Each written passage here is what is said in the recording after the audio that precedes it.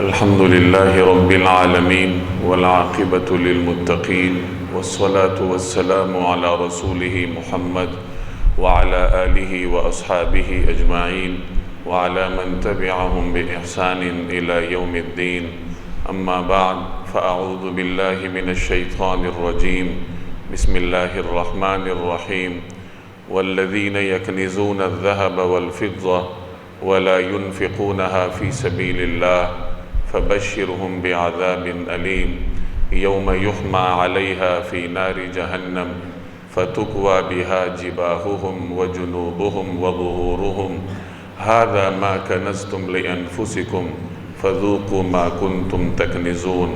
صدق اللہ العظیم. بزرگان محترم اور میرے عزیز دوستوں اور بھائیوں، انسان کو اللہ تبارک و تعالی نے دو بنیادی نعمتوں سے نوازا ہے. ایک اس کی بدنی قوتیں ہیں اور دوسرے نمبر پر اس کے پاس موجود مال ہے. ان دونوں بنیادی نعمتوں سے انسان اپنے رب کی عبادت بجا لاتا ہے. چنانچہ کچھ عبادات ایسی ہیں جن میں صرف بدن کا عمل دخل ہوتا ہے، جیسے انسان نماز پڑھتا ہے، روزہ رکھتا ہے. ان عبادات میں صرف اور صرف جسمانی توانائیاں درکار ہوتی ہیں. دوسرے نمبر پر کچھ عبادات ایسی ہیں جن میں صرف اور صرف مال کا عمل دخل ہوتا ہے، جیسے زکوٰۃ ہے، صدقہ ہے، خیرات ہے. تیسرے نمبر پر کچھ عبادات ایسی ہیں جن میں مال اور بدنی توانائیاں دونوں درکار ہوتی ہیں، جیسے انسان حج کرتا ہے تو حج کے لیے مال بھی درکار ہوتا ہے اور اس کے لیے بدن کی توانائی بھی درکار ہوتی ہے کہ حج کے افعال، اس کے اراکین ادا کرنے کے لیے انسان کو مضبوط ہونا چاہیے. تو بدن کے ذریعے اور اپنے مال کے ذریعے انسان آغاز ہی سے اپنے رب کی عبادات بجا لاتا آیا ہے. اور یہ بنیادی عبادات ہیں نماز، روزہ، حج اور زکوٰۃ. اور یہ اس کائنات میں اس وقت سے موجود ہیں جب سے اس کائنات میں انسان موجود ہے.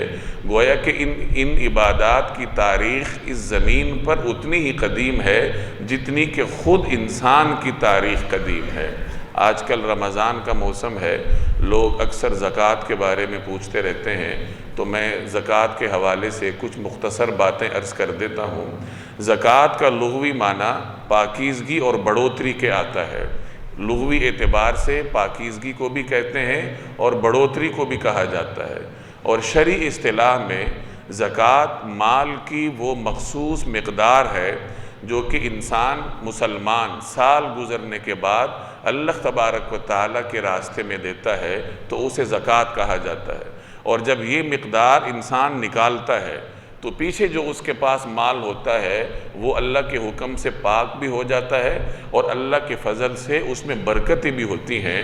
تو برکت اور پاکیزگی یہ دونوں مفاہیم اللہ تبارک و تعالیٰ نے زکوٰۃ کے مفہوم میں رکھے ہیں. جیسے میں نے عرض کیا کہ نماز ہے، روزہ ہے، زکوٰۃ ہے، یہ عبادات قدیم زمانے سے ہی انسانوں میں موجود رہی ہیں. قرآن کریم میں انبیاء کے بارے میں سورہ انبیاء میں ارشاد ہوتا ہے وَأَوْحَيْنَا إِلَيْهِمْ فِعْلَ الْخَيْرَاتِ کہ ہم نے ان انبیاء کی طرف وحی کی تھی فعل الخیرات، اچھے کاموں کی. اور وہ اچھے کام کیا ہیں؟ اقام الصلاۃ و ایتاء الزکاۃ، نماز قائم کرنے کی اور زکوٰۃ ادا کرنے کی. گویا کہ تمام انبیاء کی طرف اللہ جل جلالہ نے زکوٰۃ ادا کرنے کی وحی کی تھی. حضرت اسماعیل علیہ السلام کے بارے میں بطور خاص سورہ مریم میں آتا ہے وَكَانَ يَأْمُرُ أَهْلَهُ بِالصَّلَاةِ وَالزَّكَاةِ کہ وہ اپنے اہل و عیال کو حکم دیتے تھے نماز اور زکوٰۃ کا. حضرت عیسیٰ علیہ السلام سورہ مریم میں اپنا تعارف کرواتے ہوئے فرماتے ہیں وَأَوْصَانِي بِالصَّلَاةِ وَالزَّكَاةِ کہ اللہ نے مجھے یہ وصیت کی، یعنی مجھے یہ حکم دیا کہ میں نماز بھی ادا کروں اور زکوٰۃ بھی ادا کروں. تو معلوم ہوا کہ تمام انبیاء کے ہاں، ان کی امتوں کے ہاں نماز اور زکوٰۃ کا تصور موجود رہا ہے. البتہ جزیات میں اختلاف ہو سکتا ہے. مسلمانوں میں ابتدا ہی سے زکوٰۃ کا تصور موجود رہا ہے. چنانچہ مکی صورتوں میں جو کہ ہجرت سے پہلے نازل ہوئی، ان میں بھی جگہ جگہ زکوٰۃ کا ذکر موجود ہے۔ تو معلوم ہوا کہ مکہ مکرمہ میں ہجرت سے پہلے اسلام کے اوائل دور سے ہی مسلمانوں میں زکوٰۃ کا تصور موجود تھا۔ البتہ جیسے دیگر احکامات کی تفصیلات مدینہ منورہ میں آئی ہیں، اسی طریقے سے زکوٰۃ کی تفصیلات بھی اللہ تبارک و تعالی نے مدینہ طیبہ میں نازل کی ہیں۔ مسلمانوں کو مختلف طریقے سے خرچ کرنے پر قرآن کریم آمادہ کرتا ہے۔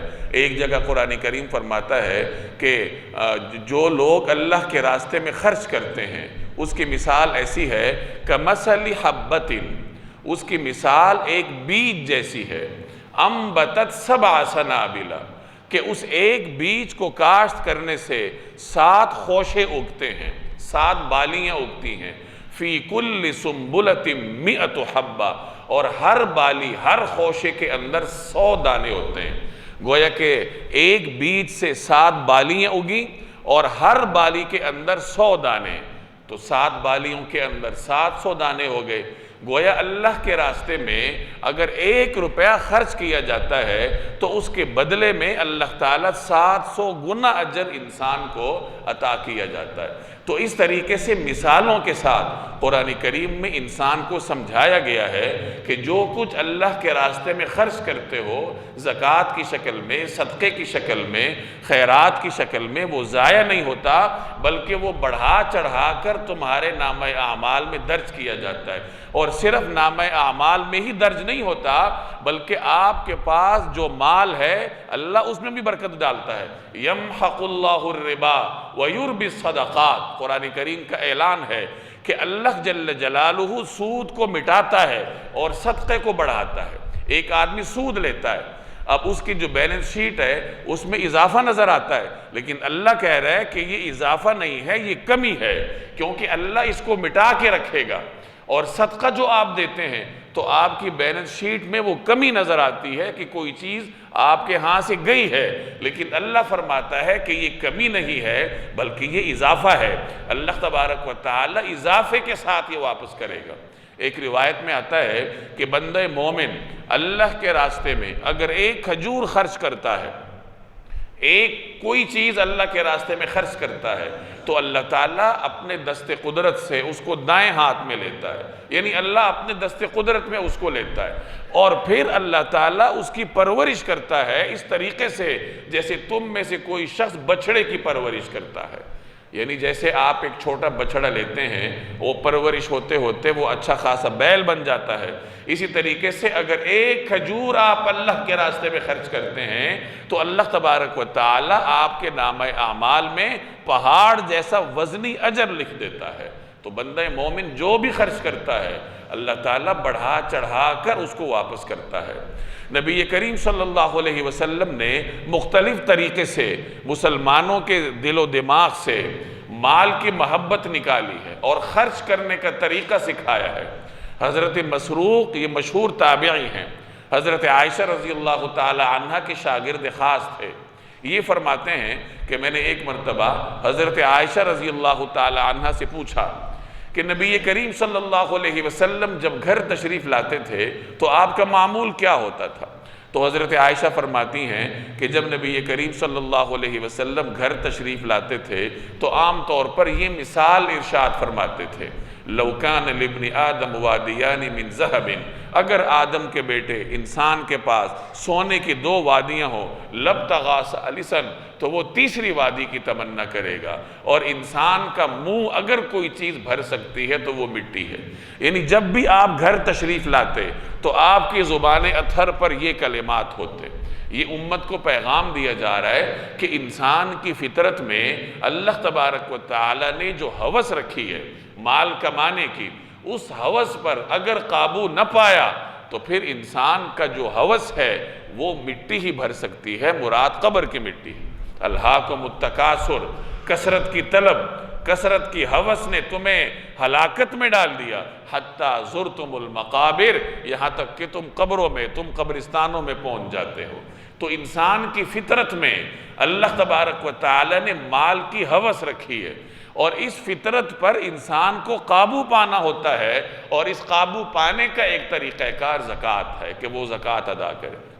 قرآن کریم میں زکوٰۃ ادا نہ کرنے والوں کے بارے میں فرمایا گیا وَالَّذِينَ يَكْنِزُونَ الذَّهَبَ وَالْفِضَّةَ کہ جو لوگ سونے اور چاندی کو جمع کر کے رکھتے ہیں، وَلَا يُنْفِقُونَهَا فِي سَبِيلِ اللَّهِ اور اللہ کے راستے میں خرچ نہیں کرتے، یعنی زکوٰۃ ادا نہیں کرتے، فَبَشِّرْهُمْ بِعَذَابٍ أَلِيمٍ تو انہیں دردناک عذاب کی بشارت سنا دیں۔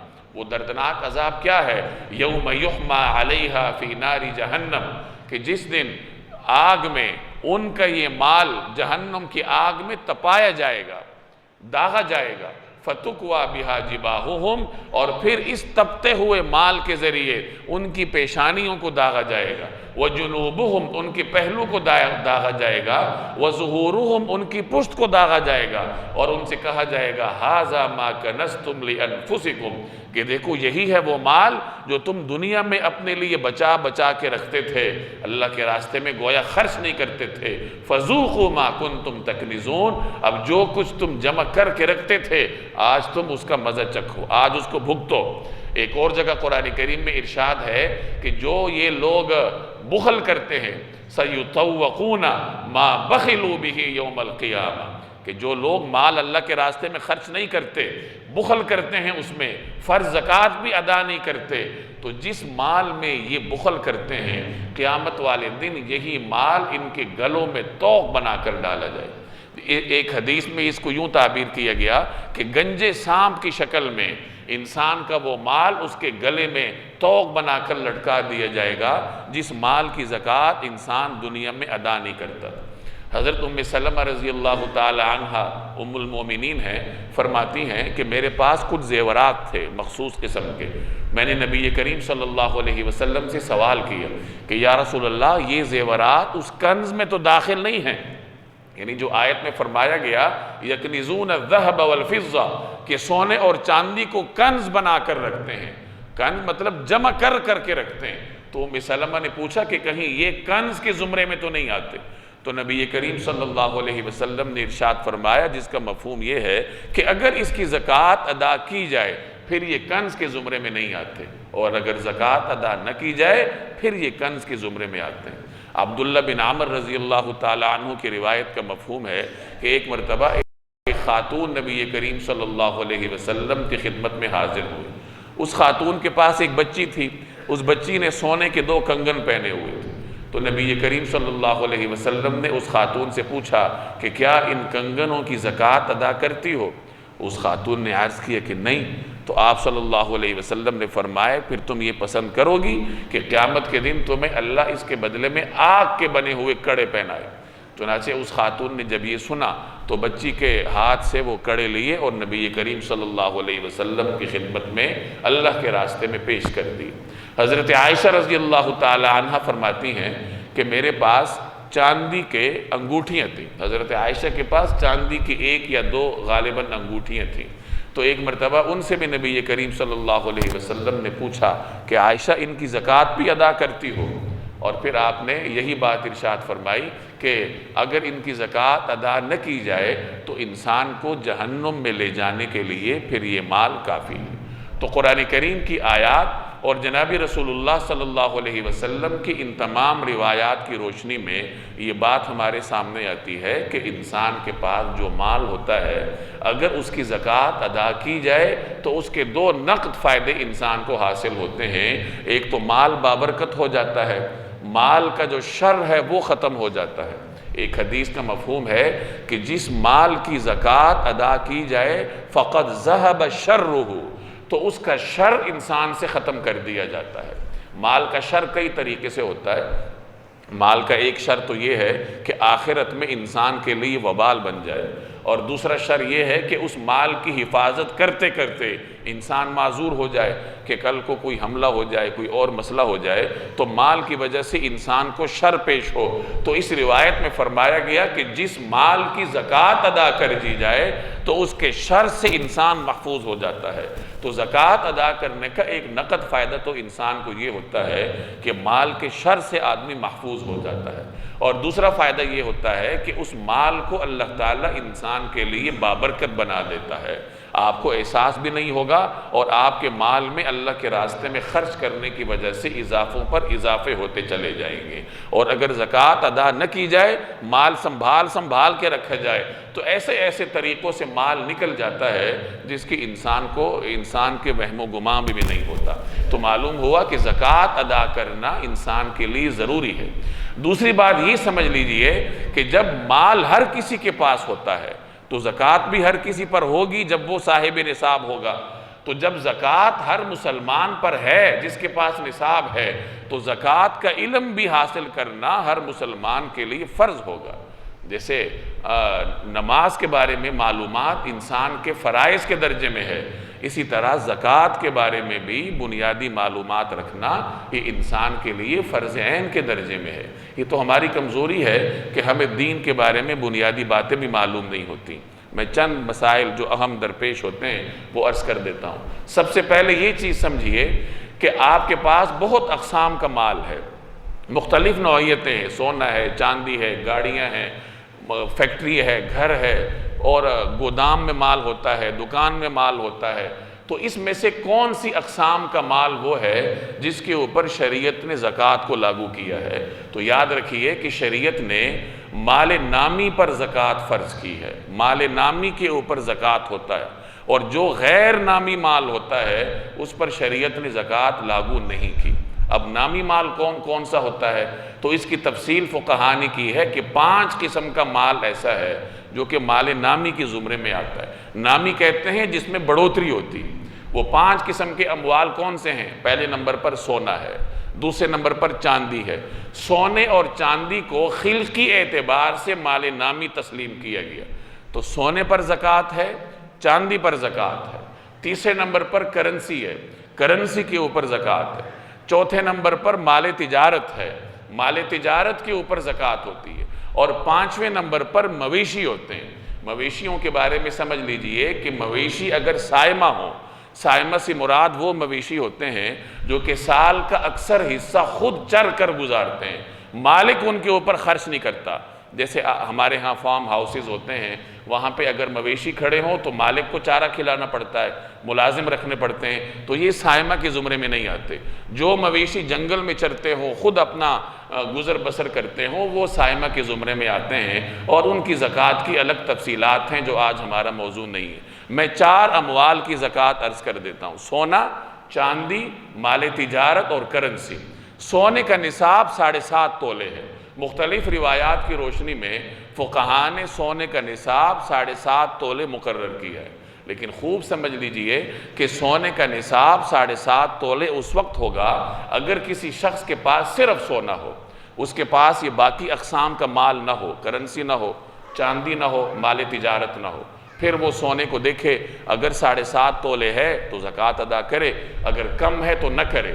گزشتہ زمانے میں یہ ممکن تھا کیونکہ اس وقت دینار چلتے تھے، دینار سونے کا ہوتا تھا، تو ایسا ممکن تھا کہ ایک آدمی کی ملکیت میں صرف سونا ہو، اس کے پاس کرنسی بھی نہ ہو، مال تجارت بھی نہ ہو، چاندی بھی نہ ہو۔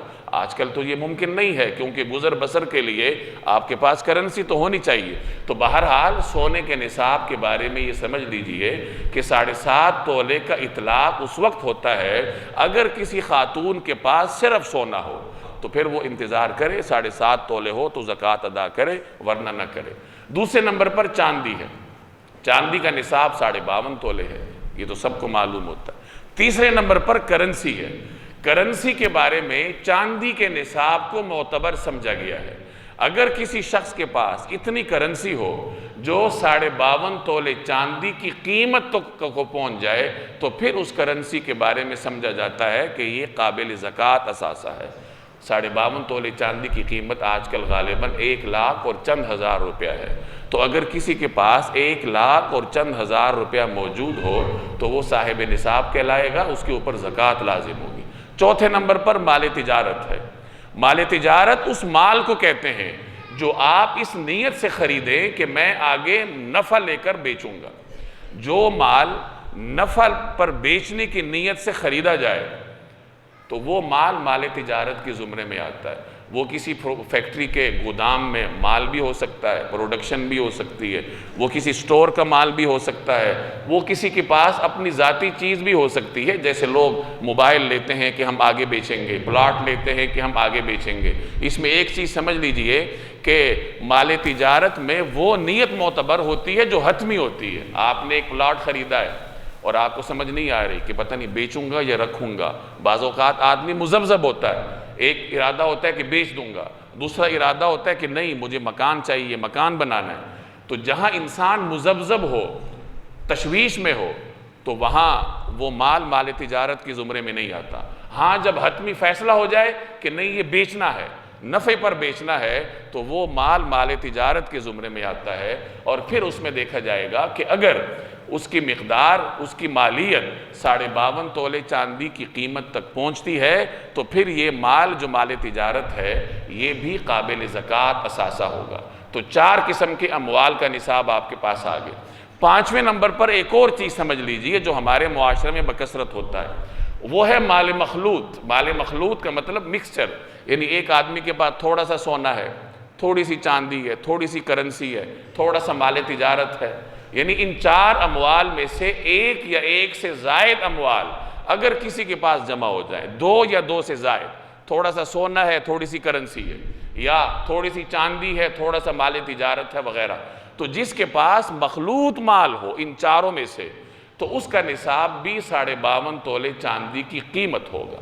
ایک آدمی کے پاس تھوڑا سا سونا ہے اور تھوڑی سی کرنسی ہے، اب یہاں پہ سونے کا نصاب نہیں چلے گا، یہاں چاندی کا نصاب چلے گا۔ تو یہ پہلی بات ہو گئی کہ زکوٰۃ کا نصاب کیا ہے۔ دوسری اہم بات یہ سمجھ لیجئے کہ زکوٰۃ کے بارے میں ہم نے سن رکھا ہے کہ سال گزرنے کے بعد زکوٰۃ لازم ہوتی ہے۔ اس میں یہ اضافہ کر لیجئے کہ ہر مال پر سال گزرنا شرط نہیں ہوتا، آپ کی مجموعی ملکیت پر سال گزرنا شرط ہوتا ہے۔ سال گزرنے کا مطلب یہ ہے، ایک آدمی فقیر ہے، ایک طالب علم ہے، اس کے کوئی ذرائع آمدن نہیں ہے، تو ظاہر ہے وہ صاحب نصاب نہیں ہے۔ اب 1 جنوری 2022 کو اس کے پاس کہیں سے 1.5 لاکھ روپے آ گیا یا 1,10,000 روپے آ گیا، اور آپ کو بتا دیا کہ نصاب جو ہے وہ 1,00,000 روپے ہے، تو 1 جنوری 2022 کو اگر ایک آدمی صاحب نصاب ہوا، اب سال گزرتا جائے گا، اس کی ملکیت میں اونچ نیچ ہوتی رہے گی، کبھی اس کی ملکیت 5 لاکھ تک پہنچ جائے گی، کبھی 50,000 تک پہنچ جائے گی، سال کے دوران اونچ نیچ تو ہوتی ہے، تو اس اونچ نیچ کا اعتبار نہیں ہے۔ اب وہ 1 جنوری 2023 کو دیکھے گا، اگلے سال 1 کو، جس دن آج وہ صاحب نصاب بنا تھا، اگلے سال اسی دن وہ دیکھے گا کہ میں صاحب نصاب ہوں یا نہیں۔ اگر وہ صاحب نصاب ہے تو پھر یہ سمجھا جائے گا کہ اب اس کے اوپر سال گزر گیا، یعنی اس کی مجموعی ملکیت کے اوپر سال گزر گیا، اور اب وہ دیکھے گا کہ میرے پاس سونا کتنا ہے، چاندی کتنی ہے، یعنی جو قابل زکوٰۃ اثاثے ہیں، مال تجارت کتنا ہے، کرنسی کتنی ہے، ان 4 کا مجموعہ نکالے گا، اور اس کا 2.5% زکوٰۃ اس کو دینی پڑے گی۔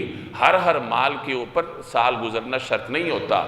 صاحب نصاب جس دن زکوٰۃ ادا کرتا ہے، ایک آدمی نے آج زکوٰۃ ادا کرنی ہے، وہ پچھلے سال آج کے دن سے صاحب نصاب چلا رہا ہے، اب زکوٰۃ ادا کرنے سے 1 لمحہ پہلے بھی اس کے پاس اگر کوئی مال آ جاتا ہے تو یہ بھی اس کا قابل زکوٰۃ اثاثہ ہوگا اسی سال کا، اور اس کے اوپر لازم ہوگا کہ وہ اس کی زکوٰۃ ادا کرے۔ تو یہ زکوٰۃ کے چند بنیادی مسائل ہیں، جو وقت کم ہے، مختصراً میں نے عرض کر دیے۔ عام طور پر انہی مسائل کے بارے میں لوگ تشویش کا شکار ہوتے ہیں۔ ایک اور اہم بات سمجھ لیجئے کہ کرنسی چاہے کسی مقصد کے لیے ہو، وہ اس کے اوپر زکوٰۃ واجب الادا ہوتی ہے۔ ایک آدمی نے حج کے لیے رکھی ہے، یا ایک آدمی نے بیٹی کی شادی کے لیے رکھی ہے، کسی بھی مقصد کے لیے رکھی ہے، تو کرنسی کے بارے میں فقہا کا یہی نقطہ نظر ہے کہ خواہ وہ آپ نے کسی بھی مقصد کے لیے رکھی ہوگی، لیکن اگر آپ صاحب نصاب ہیں اور آپ کی مجموعی ملکیت پر سال گزر چکا ہے، تو پھر کسی بھی مقصد کے لیے رکھی گئی کرنسی اس کے اوپر زکوٰۃ واجب ہوتی ہے، اور آدمی کو ہمت کر کے دے دینی چاہیے، کیونکہ یمحق اللہ الربا ویربی الصدقات والا اصول یاد رکھیں کہ اگر سے بظاہر تو آپ کو لگ رہا ہوگا کہ اس میں کمی ہو رہی ہے، لیکن اس میں کمی نہیں ہوگی بلکہ اضافہ ہوگا۔ ہاں استثناء ہر جگہ ہوتا ہے، اگر کوئی آدمی استقرار میں ہے، ایک بیوہ ہے اور اس کے پاس ہے ہی چند لاکھ روپیہ، زکوٰۃ دے گی تو ختم ہو جائے گا، تو اسے چاہیے کہ کسی مستند مفتی سے جا کے اپنا اضطراری مسئلہ پیش کرے۔ عمومی مسائل الگ ہوتے ہیں، اور کسی شخص کے اضطراری حالات کے پیش نظر پھر اس کے لیے شریعت نے استثناء بھی رکھا ہوتا ہے۔ اللہ تبارک و تعالی سمجھنے کی توفیق دے۔ وما علینا الا البلاغ۔